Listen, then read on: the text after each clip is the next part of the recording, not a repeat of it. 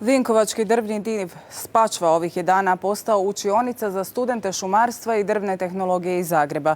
U sklopu europskog projekta Razvoj i provedba stručne prakse na studijima Šumarskog fakulteta, 13 je studenata dobilo priliku iz prve ruke naučiti sve o furniru, peletima i obradi trupaca.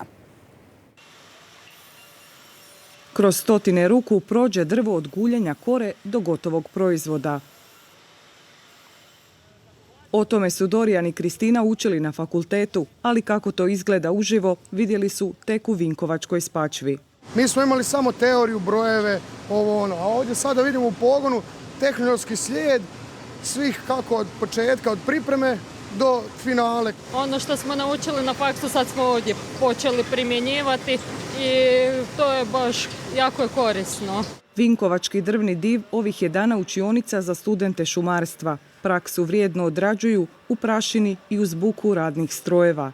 Lakše je zato što je studenti lakše shvatiti, znači tu smo na licu mjesta u svakom trenutku, puno lakše je pokazati nekakav primjer. Mladim studentima uvelike su pomogli i radnici Spačve. Pitanja je, kažu, bilo mnogo. Bili su jako zainteresirani oko sortiranja tog seljačkog poda i brzo su shvatili sve što im se objasnilo. Seljački podovi, vrata i peleti iz Vinkovaca putuju u cijeli svijet. Žele se pomladiti stručnjacima. Mi redovno primamo pripravnike sa završenim drvno-tehnološkim fakultetom.